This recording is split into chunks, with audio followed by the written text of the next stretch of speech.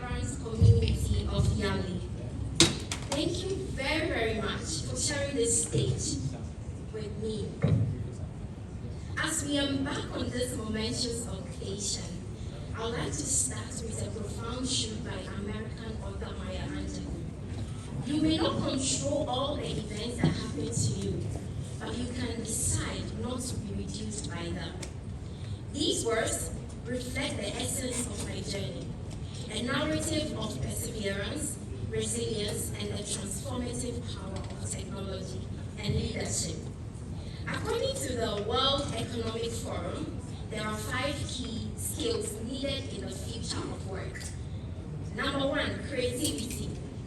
Digital, or what I call technology skills, collaboration, global citizenship, and environmental stewardship. I will further go and group these 5 skills into 2 main ones: technology and leadership skills. The WEF is saying that investing in a young person's future today with these skills will add about $2.5 trillion to the economy yearly. However, what do we see in Ghana when we are monitoring the global skills clock? 5 million out of 6 million young people who have at least one secondary school education do not have digital skills. If the WEF is saying that aside from digital skills alone, young skills need other skills that I will call leadership skills, what work really needs to be done? Let me tell you my story now. My life in technology started 7 years ago when I decided to follow my heart and work in a department that used technology to solve business problems. Shortly after that, I joined an all-women's coding fellowship called UAT. I have a fellow here, Angelica. So yeah, that's a coding fellowship 1 year. Just like every young person, I thought skills were enough. I thought skills would get me into the rooms I saw my virtual mentors going to. I was very happy when I built an online marketplace using my newfound skills single-handedly. But soon after, I got stuck. Really stuck, because even though I was growing in gathering support for my online marketplace, I didn't know what to do next. While in the middle of all this confusion, an online mentor I knew very well, who is also YALI Alumni, shared that applications had opened. I jumped on it because I reasoned that if this virtual mentor who has an impressive technology background even had to take a leadership course, then I can also try. So fortunately, I was accepted into the public management track, which is the African-wide cohort, which was conducted online. For a greater part, do you have public management people here? Yeah. Let's tell our story. For a greater part, I began to understand why this virtual mentor joined YALI. There is a massive avenue for networking, great community acceptance, and amazing support from colleagues.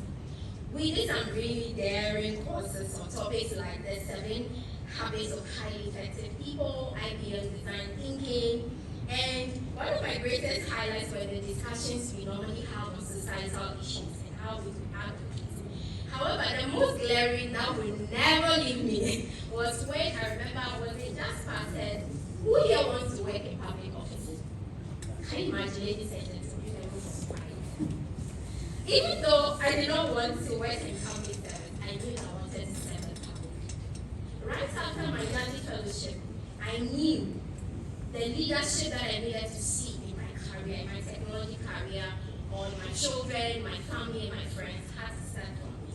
So I started taking personal responsibility for my actions. So since that year, I decided to devote myself to continuous learning. As a result, I think subsequent years, the years that I call immersion, I call years craftsmanship, road to mastery, and recently this year, I think it's becoming charity Akpabey. This strategic leadership approach, combined with vision boarding and smart goals, led to acquiring many more skills now in data analytics, data science, product management, business analysis.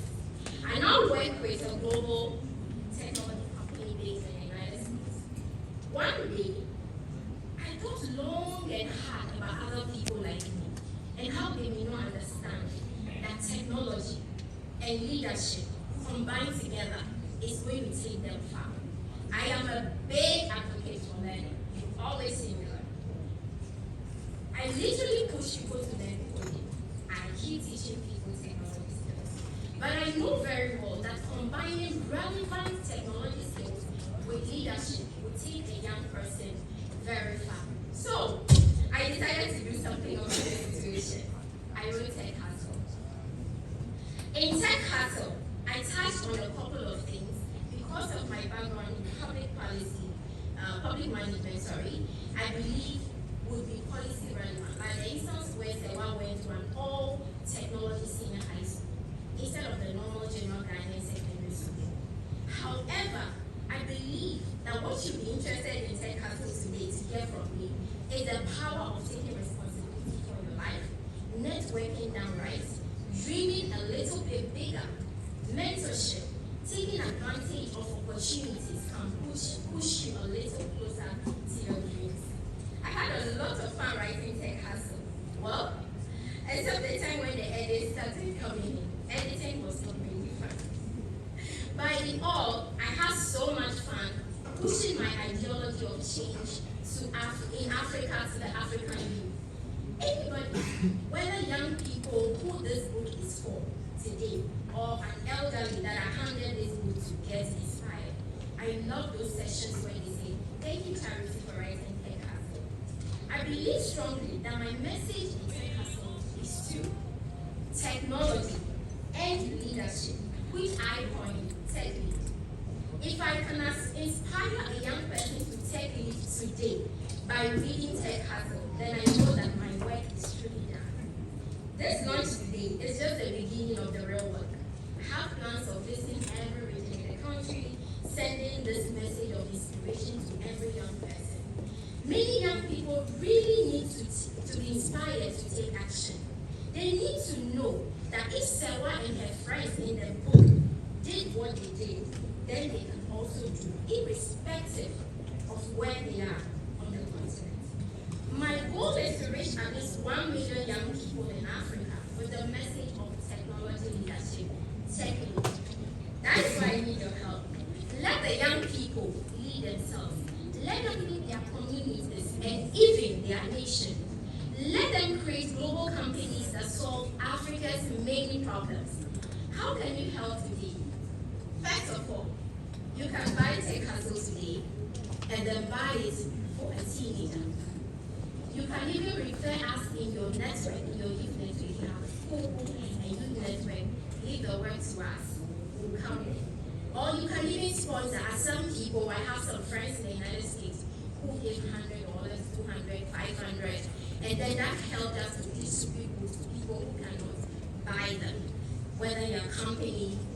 My last thought to you today, in addition to everything that you have heard in this conference today, is to Tech Lead.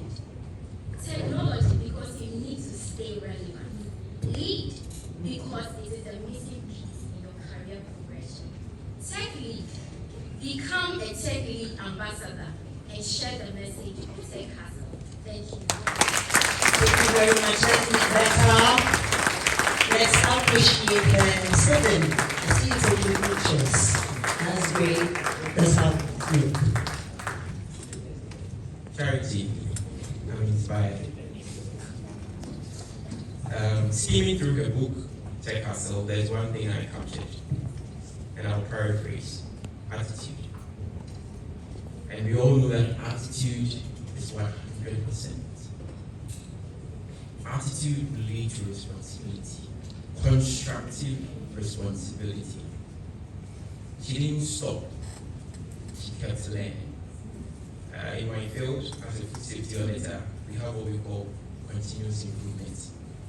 Even when you reach 100%, you still have to continue. Because you can't be at 100% and feel that you are okay. What if that point something, point 1, is dropping?